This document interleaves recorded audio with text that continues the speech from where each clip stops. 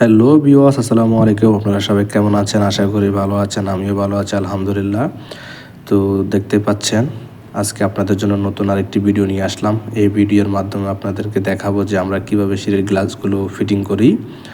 তো আমরা আগে এখানে প্লাইবোর্ড দিয়ে গ্লাসের ট্যাম্বলেট বানাই। যখন গ্লাসের ট্যাম্বলেট বানাই তখন আমরা এখানে ভিতরে রয়েলড বোল লাগিয়ে নিই। তো লাগানোর পরে আমরা এখানে প্রেসারগুলো লাগাই যখন গ্লাস লাগাতে আসি। তো এখন দেখতে পাচ্ছেন প্রেসারগুলো এগুলো এসএসের গোল্ড কালার করা, এগুলো সবগুলো গোল্ড। তো এটা সম্পূর্ণ এসএসের, এটা কিন্তু স্টিলের না, লোহার না বা অ্যালুমিনিয়ামেরও না, এটা কিন্তু সম্পূর্ণ এসএসের। আর এটা ভর্তি, এটা কোনো খালি না, আপনার ভিতরে টেট করা আছে, সম্পূর্ণটা একদম এসএসের ফুল। তো আগে হাত দিয়ে টাইট করে নিচ্ছি, তারপরে এসএস দিয়ে আমরা এলেঙ্গি দিয়ে আমরা টাইট করি, কারণ এগুলো অনেক বড় বড় গ্লাস, অনেক সতর্কতার সাথে কাজ করতে হয় এখানে।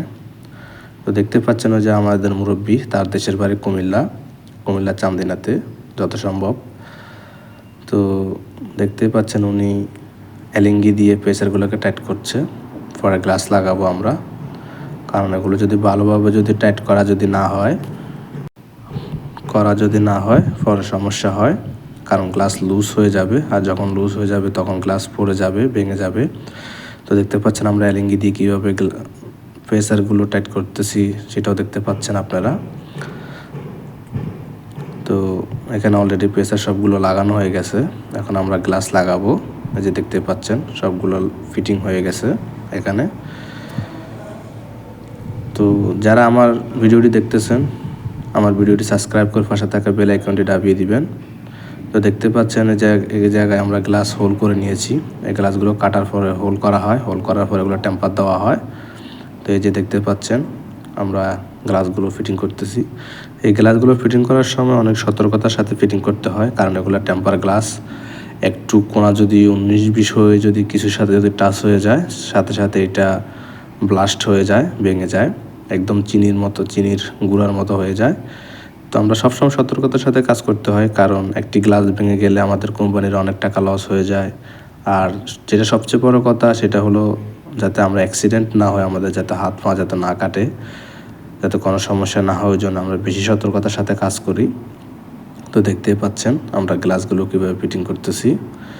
তো আমার বাহারানের যদি কোনো প্রবাসী ভাই যদি এসব কাজ করে থাকেন, যদি আমার ভিডিওটি দেখে থাকেন, তাহলে অবশ্যই আমাকে কমেন্ট বক্সে কমেন্ট করে জানাবেন যে আমাদের ফিটিংটা কেমন হয়েছে। তো যদি আপনারা যদি এভাবে ফিটিং করেন তো কোনো কথাই না, আর যদি অন্যভাবে ফিটিং করেন তাহলে এভাবে আমাদেরকে দেখতে পারেন, কারণ আমরা যেভাবে ফিটিং করি এটা অনেক ইজিলি, এক একজন এক একভাবে ফিটিং করে। তো দেখতে পাচ্ছেন। তো সবার প্রতি একটা রিকোয়েস্ট, সবাই আমার চ্যানেলটিকে সাবস্ক্রাইব করে পাশে থাকা বেল আইকনটি দাবিয়ে দিবেন, যাতে আমার নতুন নতুন ভিডিওটি চলে যায় আপনার সাথে। আর আপনারা সবাই আমাকে সাপোর্ট করেন, সবাই আমার পাশে থাকেন, আমাকে একটু হেল্প করেন। আমি আপনাদের ছোট ভাই হয়ে আপনারা আমার ফ্যামিলি মেম্বার, আমার বড় ভাই, সবাইকে একটাই রিকোয়েস্ট করতেছি আমার চ্যানেলটিকে সবাই সাবস্ক্রাইব করে দিবেন। তো দেখতেই পাচ্ছেন আমরা গ্লাসগুলো অনেক সতর্কতার সাথে ফিটিং করতেছি। এখানে আমরা 4 জন আসছি আজকে। তো আমরা কোম্পানিতে থাকি, আমাদের কোম্পানি ভিসা, আমরা বাহারান সালমাবাদ থাকি। আর আজকে যেখানে কাজ করতেছি এটা হলো বাহারান বুসাইটিং এরিয়া, নতুন বিল্লা। এখানে আমাদের কোম্পানি 20টা বিল্লার কাজ পেয়েছে, অলরেডি 11টার কাজ আমরা শেষ করতেছি, বাকি 9টা। তো দেখতে পাচ্ছেন। তো সবাই ভালো থাকবেন, সুস্থ থাকবেন, আল্লাহ হাফেজ।